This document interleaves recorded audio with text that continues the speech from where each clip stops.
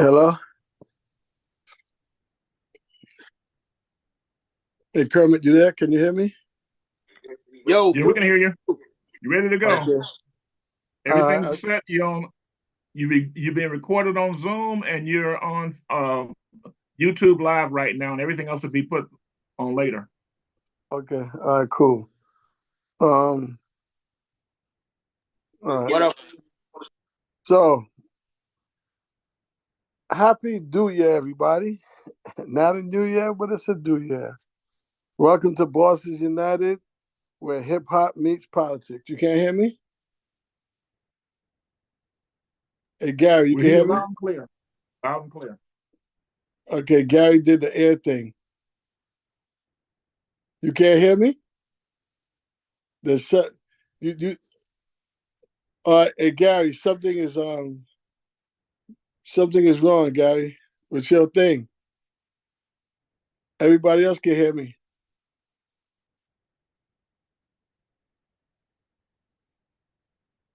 I don't know. You can hear me now? Look like you said thumbs up. He No, just has to unmute. that's Breeze. That's Oh, James. okay. The guy on top of Breeze in the yellow or orange, that's Gary. Um, I don't know. Gary, I, can you unmute?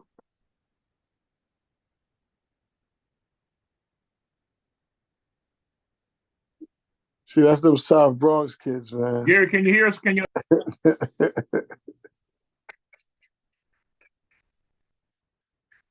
Some South Bronx dudes, man. Those niggas are slow. There you go. You unmuted, Gary. Can you hear us? Copy. Yeah, I heard you. I hear you. Yeah, Yeah, go did you ahead. hear what I was saying, guy? Yeah, I heard you said them South Bronx. I ain't messing with it. I ain't tapping into that. So yeah, man. So I'm glad to have all you guys on today. You know, this is the first show. Is this the first? This is the first one of the new year, right? Kermit, or my No, bugging? this is the second one. We did one January 2nd. We did this today, Oh, okay. 2 weeks later. Well, And we well, got good. another See, one on January 30th is our next one. all right. So that's good because I'm about to hijack James Gray. We call him Cool Breeze. He's the one with all those plaques and all those things behind him. You know, that come in on days. You know, he could make sure that it stays consistent. That's my partner. You know, and basically everything that I got going on. You know, from the cannabis thing to the Strong Enough Achievers Foundation, the Born Again Communications, everything that I have going on. I include James because he's much more focused than me because sometimes the Lord brings so much to me. I feel I could do everything, right? Everything He throws at me, and I try to grab and try to make use of it. You know what I'm saying? So you got to have somebody who understands you, even when you're wilding out and talk stupidness, that they don't let those things, affect you. You know, nowadays for some reason it seems like guys' skin are much thinner than females now. You know, it's like you get with a female and you could get more done nowadays than you can if you get with a guy. You know what I mean? So, with that being said, I want to introduce all you guys to James Gray. You know, also on the line today is my guy Gary. I spoke about Gary last week when I said that there was a gentleman that I didn't see in years, and I had mistaken him for somebody else from a different era, and I was helping him with a gun charge that he had, and I'm helping him, and then one day we start talking, and he starts to tell me something, and God bless the dead, he mentioned a very good friend of mine, Barry Black. And Barry's a gentleman who did a lot of street team stuff for me at every label I went to, from Russell Simmons to Warner Brothers to Jaheim, Funk Flex, everything. You know, that was my go-to guy. And he's telling me about Gary, and I'm looking at him like, Gary, how you know Gary? I mean Barry. And the next thing, find out he was Barry's cousin. I'm thinking he's somebody else, that I really didn't even know. Come to find out, I actually knew him to the point where he's been to my house and everything. You know what I mean? So that's how the Lord works. So I wanted to bring Gary on for the simple fact that the most important thing is that before I entered into the situation to help him out with the DA and the gun charge, we made a manly promise that, he can't get in trouble because it would only hurt other people who might want the same type of assistance that myself and James, again, who's my partner, could bring to the table. You only have one chance when you start dealing with that level of security or level dealing with the police. We're not talking about a assistant district attorney, but the actual DA herself or himself. Once you mess up with them, you can't go back again. So I wanted Gary on the call because, I wanted him to discuss how hard it was or how easy it was to not get back into trouble and not mess up for anyone else that might encounter myself or James. I might need that assistance.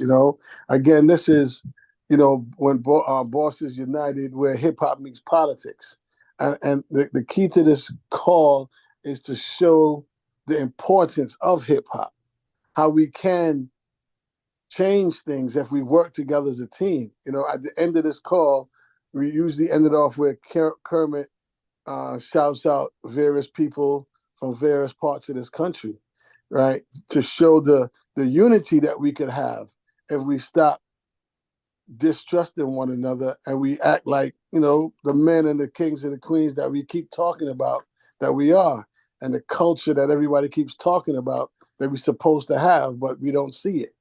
You know what I mean? Again, the texture of the skin that we carry nowadays is very thin, and I'm hoping that this call, can expand. And I'm glad to have James aboard because I'm not the front man. You know what I mean? I talk that talk and I can do all that, but it's real easy for me to be like, yo, F that. I don't feel like doing that shit today. And then Kermit would curse me out. You know what I mean? And get mad, like, what are you doing? But with James, I know he's going to always be on there, and I could do what I do, which is work from the behind the scenes and put the shining light on it. So with that being said, I wanted Gary to come in first, and then we'll lead in with James. So Gary, introduce yourself and talk your talk, my brother. Right. Salute. I don't really know who in the room. I'm just seeing you right now, Phil. But I'm Gary Myers, and I can like everything you said, Phil. It was like it was 100. It was on point. And from day one, when we got back together, when we hooked up, it happened just like that. We was at the meeting at it was at the Mist. Right. It was a group of us, and we was just doing things as we talking about with the hip hop and everything. I was still in line. I was already dealing with my case, and then after the meeting, it went well, and then we stepped out around the restaurant part, and me and you bumped heads. We sat down, talked, just like you said. Everything that I'm saying now is basically just saying what you said. So it's like it was the best thing that ever happened to me though. Like I can contest to that, and like I don't see myself even outside right now talking to anybody right now without you and without James and without the whole team. And I think that's the most important part, like you said, for us to unite, come together, because I didn't know how I was gonna get through that, And you really stepped in, Phil. Like I can't even begin to say like I knew I was gonna do time. It was like some things some things you don't know, but it was like I don't know how I was gonna get out of doing time. And my whole thing was when we was fighting it, not to do time. So when you said to do what I do and to do what I did, I did that. And how hard it was for me, it was once we got into once we got the ball rolling and everything, it was real easy for me to stay out of trouble. So I was going through that at the time, but it was hard because I didn't know like how far I was gonna have to go, what I was gonna keep doing. And You know, go one ahead. time, We me 40. and him got into it, because everything was going according to plan, but a little bit too easy for him. He didn't understand what really was happening to the point where he started talking like he felt like he wasn't being real because he wasn't going to jail. Crazy. Yeah. I'm like, this nigga, you high? Nigga, what you talking about? I mean, your breeze, I was so mad. The logistics of it though too. It's crazy, man. Like I don't know. My I life don't is know different. what happened to him, man. It's like the street came into his like, I don't feel right. I feel like I'm cheating, because what I'm saying. I'm looking at him like, what? I said, okay, fine. So this is what you do. Go inside the courtroom and say you changed your mind. You want to go to jail. And as soon as that door closed, like clang, I bet you be like, wait a minute. I think I made the wrong choice, So I'm glad that you, I guess, grew up a little bit more, you know what I'm saying? I And do. understand it was a blessing, Yeah. and you received the blessing correctly, A lot of times we don't realize the blessings that we're getting from the Most High, So I'm glad to really see that you still doing your thing with the cameras and shooting the videos and movies and stuff that you're embarking on, So I'm glad to see that because again I was speaking about you yesterday, and again that's hip hop, you know what I mean to me. Right. That's because that was the seed. That's how we got together in hip hop. Then the politics came in with the gun, and then I mean, Mhm. at one point, Breeze. When a matter of fact, yeah, you was at the church, right? When Right. what's his name again? Carl Okay. told him Yeah. like, man, you should be in jail. Mhm. You Right. know what I mean? So if we work together, man, It I works. feel we could do a lot of things. It works. That And that's it.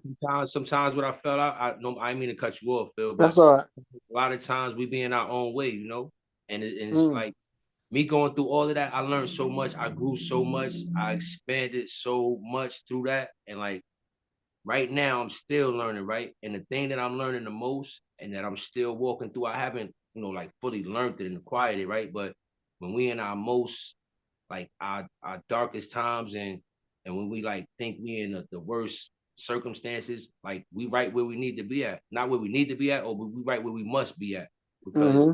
think about what we want to do or what we need to do, but it's what we must go through, because I didn't know how I was gonna get through that, man. And it's like I wouldn't have been, talking right here on this line right now, not for that, little situation I've been in. And it's like we gotta see the good through the bad a lot of times, and we're not able to because of perspective, I think. Mm-hmm. How we looking Uh, at it, I wanted to slide in to the next conversation with James. right? I want you to introduce yourself, James, to everybody and let them know, what's shaking.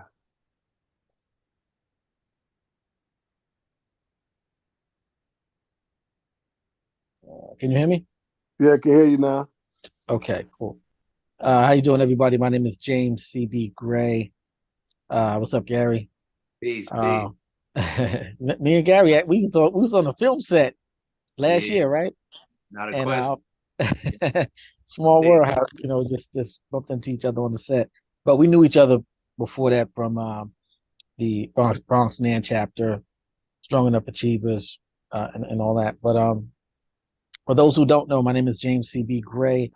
I'm the vice president of the Strong Enough Achievers Foundation, and I'm also the president and national spokesperson for the hip hop fraternity. And for those who don't know what the hip hop fraternity is, it's not actually a Greek structured fraternity. The word fraternity actually symbolizes brotherhood and sisterhood and companionship, and really brothers working together. Um, The hip hop fraternity is actually the fastest growing hip hop organization in the United States, and one of the few hip hop organizations that's actually teaching hip hop artists about contracts, royalties, publishing, and entertainment law. We have a couple of different platforms that focus on. We even have a political action committee underneath the hip hop fraternity umbrella, which I founded, and I also created the format and curriculum for that as well. Um, and it's crazy how the this show platform is based around hip hop and politics, because for anybody that really knows, hip hop is politics, politically speaking. That is, when you understand how things really work on a big spectrum, you can identify really easily with how hip hop is politics. So, just to give you a good example, one of the motivating factors in launching the hip hop political action committee under the hip hop fraternity was looking at the big picture for me, which was the voting block. When you look at the black vote, the Latino vote, the white vote, LGBT vote, all these are good voting blocks, but they really don't wield the power to sway an election singularly outside of the African American female vote, which is very strong. But still, the hip hop vote, I think, is stronger than them all because of the multicultural, uh, multi ethnic platforms. I mean, literally, if you ask anybody, do you like hip hop? And they raise their hand and say yes, that right there is an identifying marker. And see what the LGBT community has done for so long, they've been able to leverage their numbers in Congress, Senate, and the White House in order to get resources and obligations. If you look at the LGBT community, this is exactly what they did with the White House when Obama was trying to get elected. And he knew how powerful they were as a demographic and as a people, and that voting bloc signified power. So so Obama knew this coming through the door. He's like, okay, listen, what do you guys need? And they laid it out to him. And guess what? They got every single thing that they asked for. Right. You see what I'm saying? And a lot of times I'm like, okay, what happened to the black vote? You know what I'm saying? But a lot of times there's people in the way of that black vote, gatekeepers and people that are supposedly, assisting. But we can't even afford that anymore because, like I said, with the multicultural, multi-lever, multi-platform ideology here with the hip hop vote as a universal vote, I think we get more collectively, and we go more straight to the core. Because look at Hillary Clinton, Barack Obama, all these guys have had major hip hop performing artists, performing at their campaigns, performing at all their events, because they know without that, they won't be able to galvanize the hip hop vote. Okay, so now what we have at the hip hop fraternity, we not only have 50 chapters throughout the United States, 2 in Africa, 1 in Haiti, 1 in Puerto Rico, we have a national network of hip hop resources across the United States of America. So even our CEO and founder, which is a very notable guy, Ken Ivey, aka Pimpin' Ken, he's personal friends with some of the biggest rappers there are, and was a major motivating factor in him even launching the hip hop fraternity. So when you see we got Ice-T as our national advisor, you know what I'm saying? We got Snoop Dogg on the West Coast, Little Boosie in Atlanta, Rick Ross down in Florida. These guys are a phone call away when it comes to resources that we might need. You know what I'm saying? But even bigger than that is opening up the door for up and coming artists, teaching them about the business side, teaching them about these contracts, royalties, and publishing, so they don't get ripped off. You see? And when you start to see how many organizations would never entertain this kind of curriculum, it's because their agenda right there is exposing itself. They don't want you to know about this stuff because they want to rip you off. They want to deprive you of the money, the resources, and knowledge that you're going to need to be victorious yourself. I'm sorry. Sometimes I get a little carried away, but nah. I mean, it's important to understand why we need to stick together. one of the key things that you just said that was so pertinent that I hope others caught on to is how other people, other groups of people, how they come together and they let people know if we don't get this or we don't get that, then you don't get our vote. Exactly. And that's what it comes down to. The power's in the people. The power's not in the dollar because the people make the dollar, right? So if we start really, just look at again, what we've done so far. We when even what's this guy's name? The president now, when he won, he was quick to thank the African American community, right, for helping him get into the presidency. You know what I mean?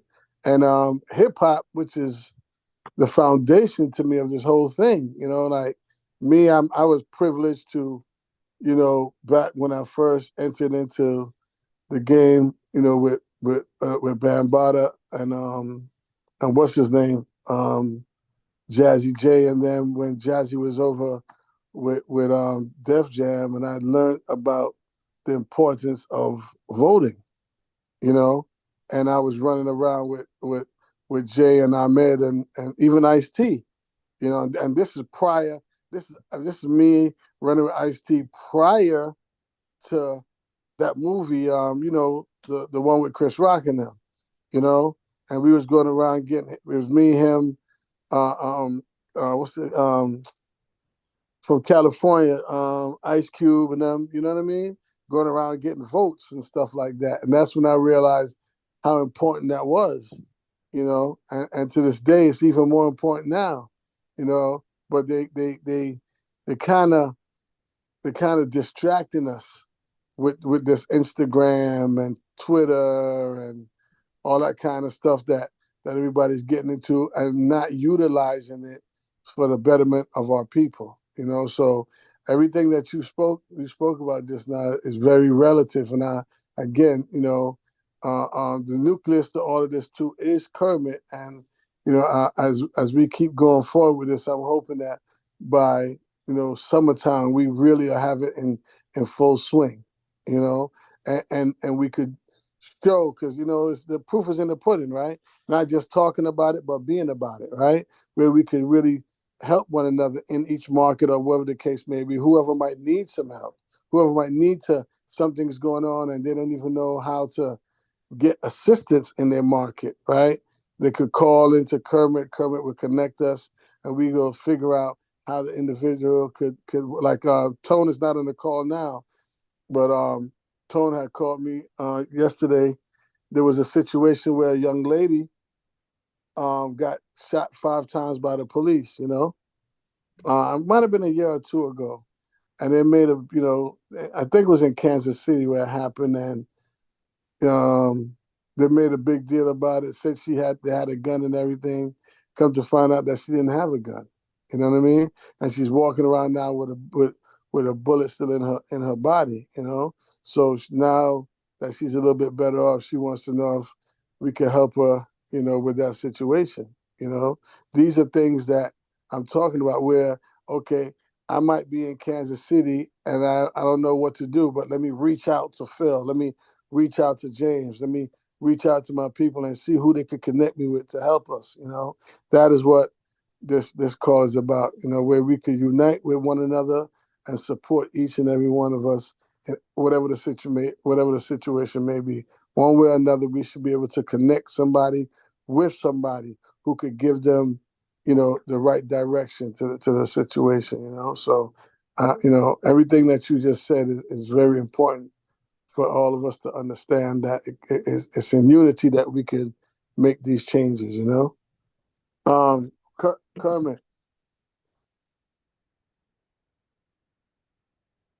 Kermit, you there? Did Kermit fall asleep or something? Well, I was trying to find out if anyone had any questions, but Kermit is the one that's working this the machinery.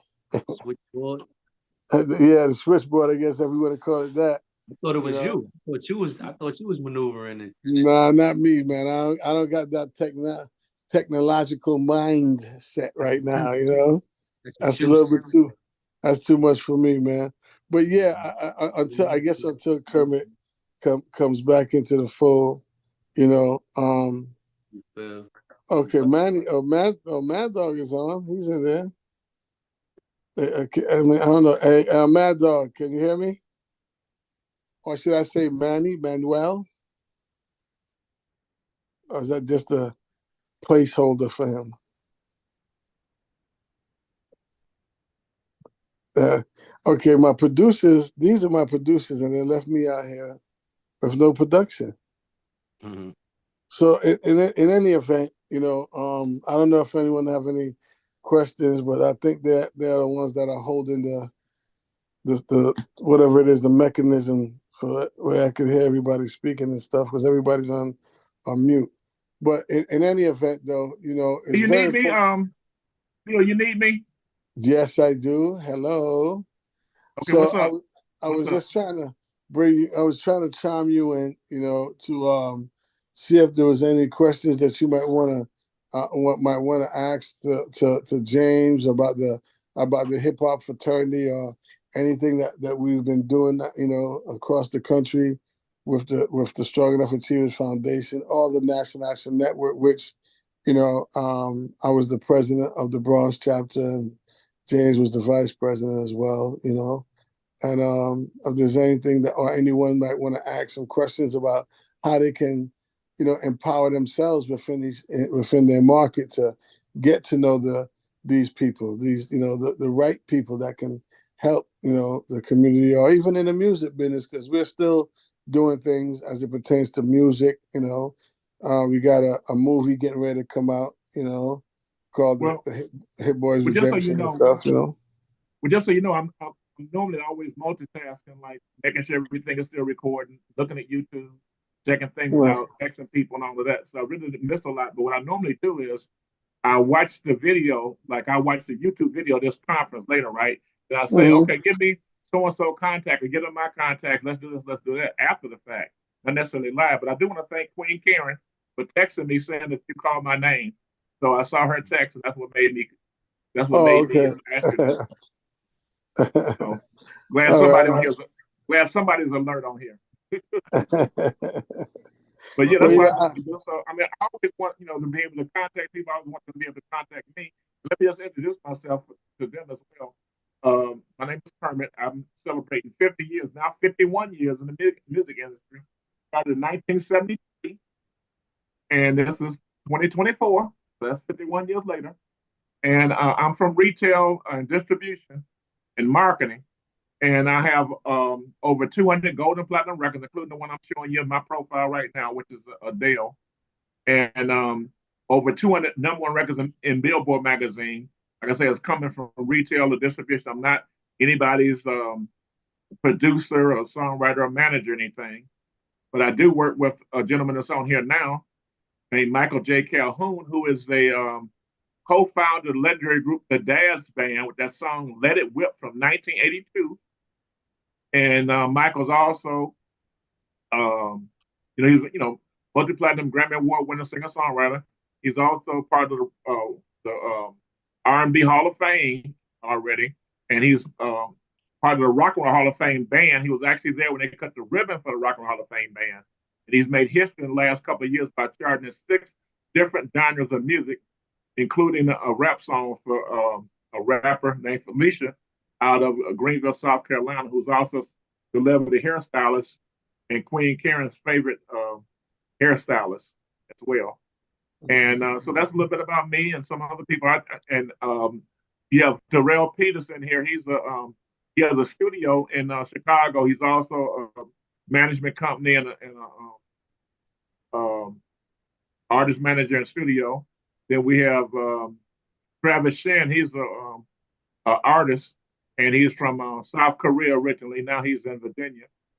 Then we have DJ Punch, who's the award-winning DJ Punch out of Indianapolis, Indiana. He's actually the one that told me about this app called Clubhouse, which I've gotten over 50,000 people connected with me on this app Clubhouse because of him. And of course, I turned him on the Zoom, so we even now. And we have DJ Manny Face, and DJ Punch does one of these Zoom calls every single Monday at 9 o'clock.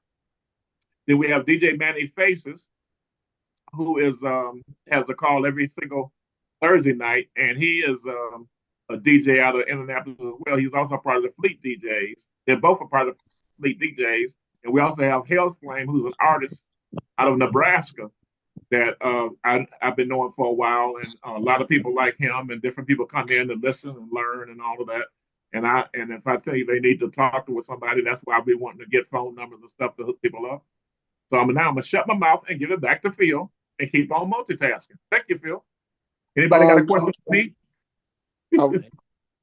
I was gonna say also we're dropping a mixtape. I guess mix CD, a street mix CD for the movie.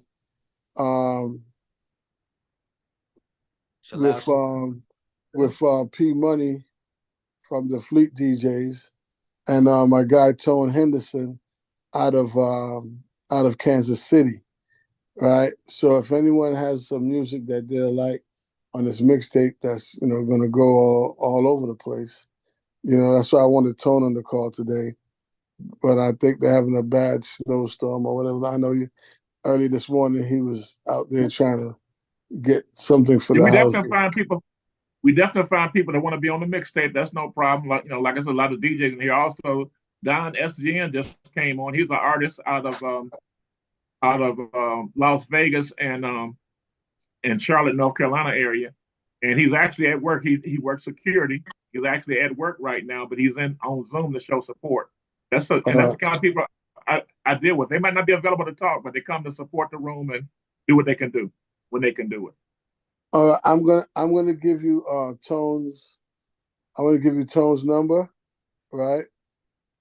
And I'm gonna send you the trailer to the movie, and you could send. Matter of fact, I give you his email address and his number, and whoever sends you some music, you can send it to Tone, and he'll take it from there. I'll send you the trailer to the movie too, so they can get an idea of what's going on with the movie and stuff, right? And we could, again, that's part of helping everybody, those that want to get into this entertainment business, this rap game. Is that gangster like movie you sent me?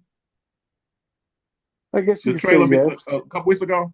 Yeah, it is. Well, I love that. That's my kind of stuff. That's kind of like Boys in the Hood and all that kind of stuff. I love that. Yeah, but the twist to it is that there's a spirituality to it. When you get a chance to look at the whole movie itself, right? Which we're entertaining a couple of people right now that wants to distribute it and put it up on the various platforms and stuff.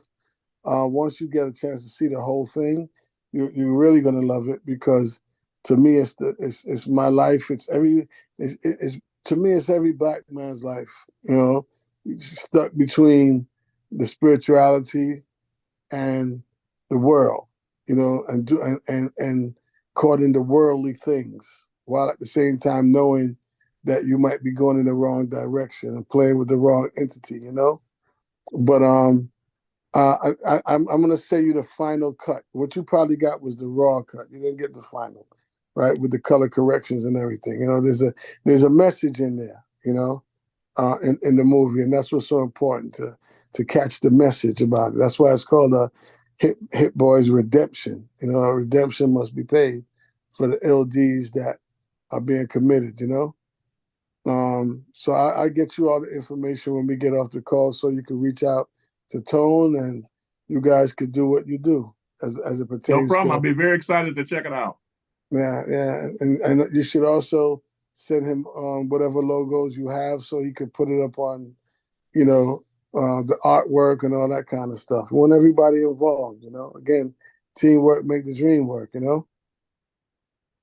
So yes, sir.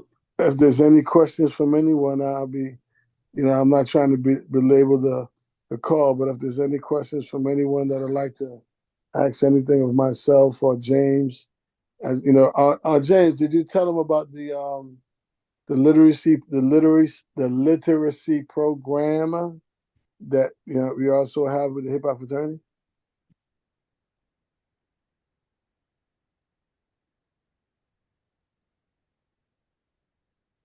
Okay, can you hear me? I can hear you now. All right. Well, before we go any further, Phil is actually the president of the hip hop fraternity Bronx, New York chapter. So anybody in that region that wants to be involved, definitely holler at Phil. If you want to be connected to the national board, you can go to Phil too. Um, and also, just for information and to find out anybody else that wants to be involved or find out more in-depth information, just go to thehiphopfraternity.com. Okay. thehiphopfraternity.com. Thehiphopfraternity.com. You could just Google that and the website will pop right up. Or if you start typing the hip hop F, it'll pop up too. Um, so yeah, we have a literacy program, and we also have a literary agency attached to the hip hop fraternity as well. So basically, what happened is our CEO and founder, Ken Ivey, aka Pimpin' Ken, um, he became a bestseller, best-selling author. And when he became a best-selling author, um, with Simon and Schuster, which is one of the top publishing companies in the United States of America, um, they kind of really, reached out to him, and they saw that he was hanging around with it, had a lot of celebrities who were his friends and everything. So they came to him and they told him, they said, listen, we're looking to um, do some book deals with hip hop artists and influential rappers and things of that nature. So me and Pimp and Ken uh, went to Little Boosie. Little Boosie was one of the first major artists to go on Drink Champs and mention the hip hop fraternity. And when he did that, people went crazy Googling it, trying to be a part of it. And that's how we kind of got more of a national platform too. So me and Pimp and Ken got Boosie his book deal through Simon and Schuster, um, and it became a bestseller. After that, we bought in Ice T. We got Ice T his book deal through Simon and Schuster. Um, Freeway Ricky Ross. So what happened was all of these books preliminarily they said, okay, Simon and Schuster does a lot of research on their demographic. That's how these guys are so successful. They deal with real life statistical data and information. And that's something that we need to really get more into, as a people as well. So they were going over their numbers and everything. And they said, well, this is a demographic that really um, doesn't really read that much. Young black boys, they probably wouldn't be as profitable. And we had to convince them that Little Boosie was very influential as a rapper and as an identifying marker for the young demographic, especially young black boys. And this is one of the few times where their statistical data really didn't add up to um, dollar signs.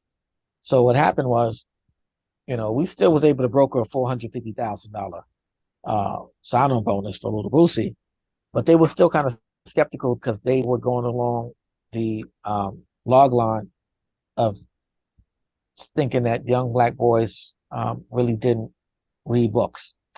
So along this process, we decided, you know what?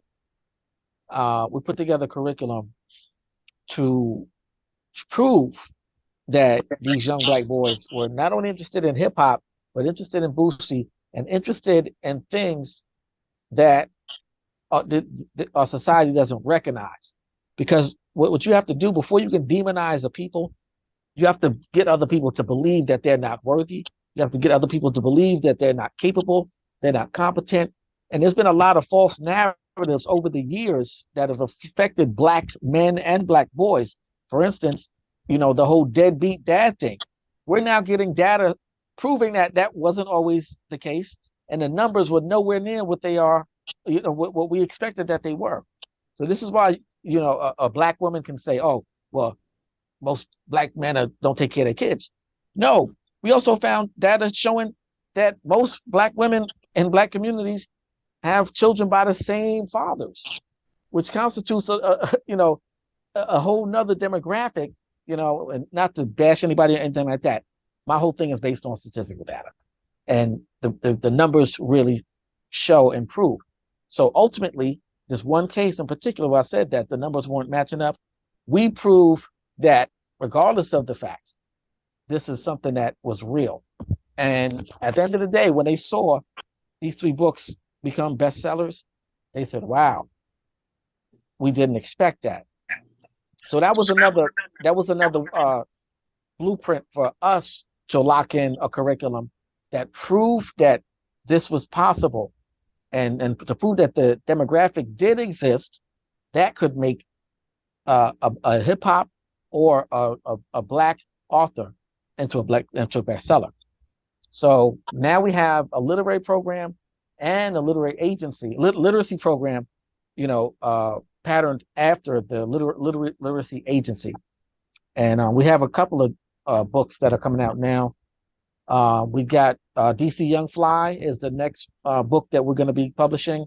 We got Kevin Gates that's going to be after him, and we got about 3 other people that we're going after. But DC Young Fly and Kevin Gates have already confirmed, and we're already doing paperwork on them right now. Well, speaking of the statistics, it's good that we proved them wrong, that young black men do read, right?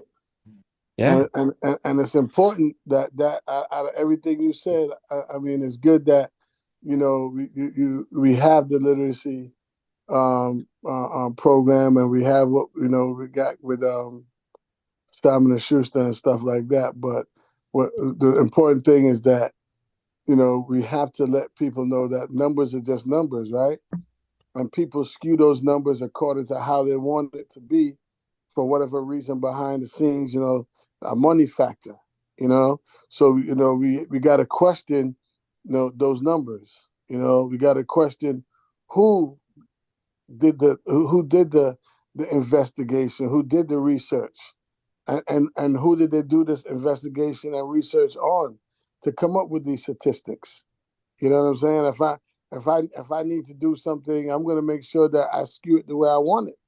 I want it to be. So it was great that you showed them that I hear what you're saying, but we're gonna prove you wrong. You know what I mean? exactly. Yeah, And we are better than you think we are. Because they'll give you a 6 for a 9 every day, and if you're silly enough to believe that it's a 9 in your hand and not a 6, then they're not going to tell you anything. They're going to let you run with that, which will make your mathematics off. So I just got to go back to us as a people believing in one another, and understanding the foundation again of hip hop. These guys that you're talking about are all hip hop guys. You know what I mean? All hip hop guys doing big business with Fortune 500 company like Simon and Schuster. So I thank you for those things that you do. Hey, Phil, and also, So, when you name, with me being around for 50 years in the music industry, you can hardly name any name. I don't know something about the person or have dealt with them. Like he mentioned Boosie, for example. I actually did a mini tour with him back in like 2003, 2004, before he was real famous. And who else he mentioned? He mentioned Ice T. I had Ice T do a promo at a junior high school around the corner from my store, and it was one of the names you mentioned. I can't think of right now. Then jot it down of somebody, but it's like damn. Every time I hear somebody's name, I'm like, hey, I know these people. I done dealt with these people. Or this happened. Or that happened. It's just crazy to me. Like when people come on these Zoom calls, it's almost no name they could mention. I can't say some kind of connection I had with that individual after been in this game for 50 years. I want to ask you something, Kermit, and I'm not sure if I asked you this question already. I don't think I did, but the the vinyl and CD game, being that I know, your foundation in the the culture of hip hop was really retail, or should I say, is retail, right? How is that moving to you? Is it seem like it's a resurgence, or it's coming back to a degree, or did it ever leave? You know, It never really left. It's just that you people, quote unquote, you people listen to the media, let them tell you what to do and that's and what I and thought. how to move, and you That's miss what I thought. stuff, and you miss That's what I stuff. thought. And just to give an example, I'm talking about, okay, like Megan the Stallion, what I think she's on 300 or whatever label, Yeah, with whatever label that what's his name, Leo Core was involved with, right? yeah, yeah. So anyway, I 300. went to her website when she first got with them, right? On Mm. her website, she had cassettes, vinyl, and CDs. So now, Mm. if a new artist like her, 3 years ago, whenever it was, got on her website cassettes, CDs, and vinyl, how could it not be relevant? Right. Because if somebody just buy it for a souvenir, like I tell people all the time, they say, "Okay, well, why would I make a CD? They don't have CDs in the car anymore." I say, "Do they have T-shirt players in the car? Do they have cap players in the car? It's a souvenir. You just buy it and put it on your wall, autograph picture, whatever." People just don't understand that almost nothing go away. Hell, a 8-track mic is still sell, but most of the people that would buy those are probably gone. But even 8 tracks was selling. They just sold them for just less money. And I'm gonna say, and I'm gonna land my helicopter right here. There was I used to have people all the time coming from Japan and England and Australia coming to my store to buy all the vinyl and stuff I would be willing to sell them. I have guys now that's still looking for rap music from the 90s on CD. So it's like if you do international business, you're gonna always be able to make some money somewhere because somebody's gonna want something you have. One man's trash is another man's treasure. I land there. Well, the reason I said that too is, I look at it like someone asked me recently, do I think that the record label, no, they made a comment that the record labels are losing a lot of money, and I felt like the record labels are making more money now than there was before, because the quickest way to save money is by, if you're a business owner, you got employees, the quickest way to make money is to fire people, right? That you automatically save money, right? And when you look at the record labels, at one time, that they're signing a bunch of people and you get 2 pennies, 3 pennies, whatever it is, off the dollar. Now you don't got to worry about it because they're giving you less than a penny off of a stream, right? So they're not giving out as much money as before, and they don't got to spend as much money with the street teams, and they're not making vinyl, and you could go down the list. You could make a laundry list of all the things that they're not doing anymore. So they're already saving money. I just saw something saying Universal's about to get rid of I don't know how many thousand people or something like that. So I know for all those that's on the line or that can hear us, and if you're an artist, I feel like you're better, you better off. Okay, do the streaming thing, but you should still have some hard copies to make a dollar with, because you make more money selling 100 CDs than 100,000 streams. You know what I mean? So that's how I see it. But I wanted to ask you about that because I know, the retail game is, I know you still got your pulse, your pulse on it. Right. And But, you just made another good point. I tell artists, we got a couple still on here now. And that's the fact of you always need to have merchandise anyway, or at least CDs anyway, at your shows. Because guess what? If even if a CD costs you $1 and you have a show, you sell it for $2. If you just sell it for $1, you still get your money back, and somebody has your music and aware of you. Okay, so for $2, you done doubled your money. So for 5 or 10, you done got 5 or 10 times what you paid for it. Now, what does that mean? You just said it. That at least on a CD, that's something that you own. You pressed it up. You know you sold it. On these streams, how you know if you got a million streams or 10,000 streams or one stream? You got to go by what they tell you. See, I got a deal with Universal back in June of 2010.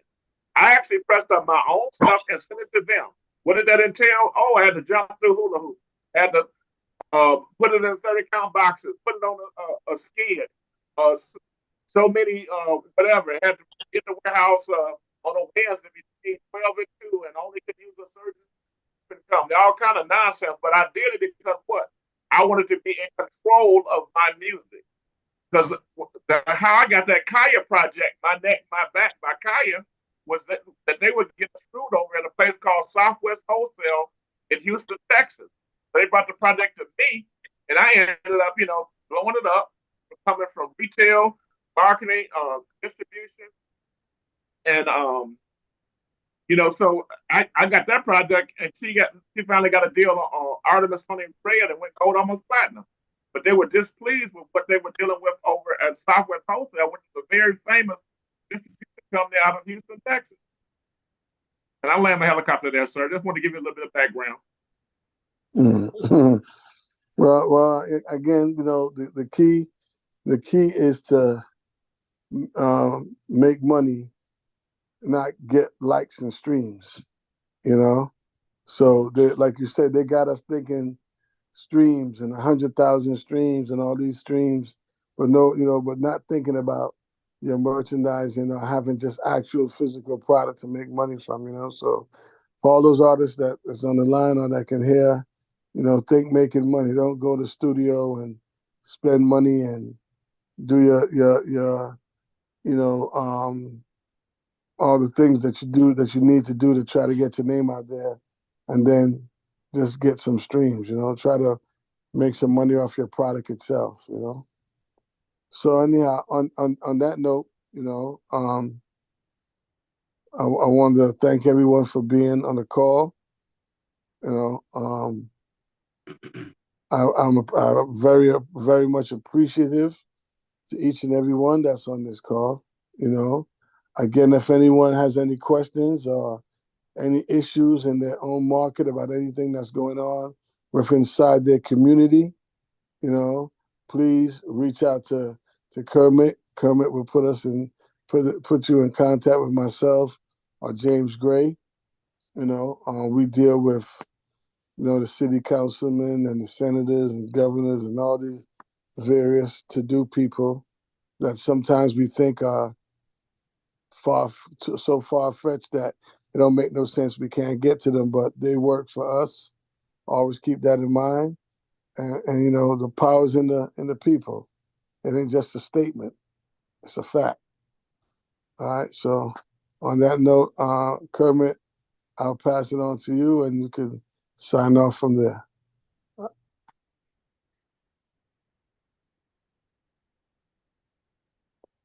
Hey, Mr. Sounds great, Multitasker. everybody. Anybody that's on here have a question before we get out of here? Salute to Sincere just coming on as well. She's out of Indianapolis, Indiana. She's a tech person, amongst other things.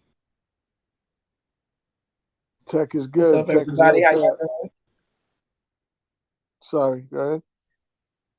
No, I would say, hey, great evening, everybody. How y'all doing? Okay, we're fine. We're fine. Just wanted to basically. I'm sorry that you came on. At this time we was getting ready to sign off, but again, being that you already have a strong connection with Kermit, he could bring you up to speed on who was on and what we spoke about, and if there's anything.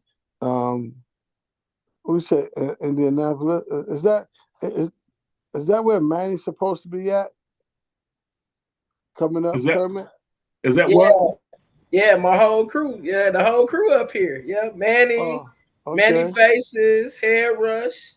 Okay. You know what I'm saying? He's the manager for Indiana, the fleet manager for Indiana, the state of Indiana. Okay. Yeah, Indianapolis is not an important city though. Don't let Kermit tell you that. Nah, I already know what time it is, man. I know what time it is. Hey, Phil, just so you know, about as important as Cleveland. There was a guy. Phil, just so you know, after these calls, Phil, I send you and everybody the the link to YouTube anyway, so they can watch the entire show for whatever they missed. If they had a phone call or was busy or even multitasking like I was doing, they'd be able to hear the whole call anyway. Whenever they're available. Maybe even while they're driving, they can listen to it or something. So that's why we put it on different platforms. Right, beautiful. What's there used to be a guy up there when I was more into the music business. This guy, I think his name is Rec One. He used to be like the music director or something like that. Yeah, he's no longer the program director up here. He's down in Florida now. Florida, right. Program director up here now is B Swift and Ready Rock. Okay, right. Yeah. Okay. Miss Mark. Yep. I didn't talk to them in a long time. B Swift. I hadn't talked to them in a minute. Yeah, he's still doing his thing. He's still doing his thing, and Ready Rock been doing this thing for years. Right. Totally. So, that's good. That's good to hear. I'm sorry that we missed you, but now you know where we at every other Tuesday. I'm here every week. I'm here, but not every other week. I've been here. I just be in the background listening sometimes. So I just happen to come in, and then my guy Black Jones came through. DJ Black Jones, he came and joined the call with us. He's from Indianapolis as well, and Sincere is always here. Sincere is always here. Just that sometimes you and Mad Dog don't let nobody say nothing, so they just be on mute. And they used to being on mute, so that's why when you call somebody's name, like when you call my name, I'm used to being on mute for an hour, so I wasn't even looking for you to call my name. I'm glad to thank Queen Karen for letting me know. You be popping a lot of junk, I realize, homeboy. I be letting you slide. You do that all the time. I think I'm gonna have to start spanking. I think I'm gonna have to start spanking you, homeboy. Word up. I think I'm gonna have to start getting at you. I be letting you get away with a little bit too much. I think you're getting a little bit too comfortable, baby. You know what I'm saying? I think I'm gonna have to put a little pressure on the old man. Don't try to call or text me after the show and it say no longer available. Whatever, man, whatever.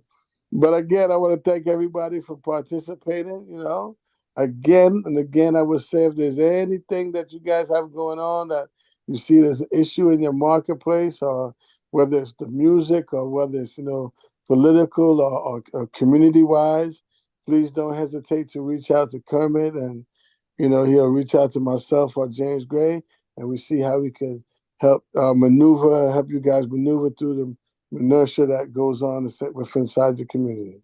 Again, I thank you all for coming out. This is Bosses United, where hip-hop meets politics. Have a prosperous night and a prosperous weekend until we speak again. Peace. Peace to everybody in Naptown. Peace. All right, peace. Peace, love, and hair grease.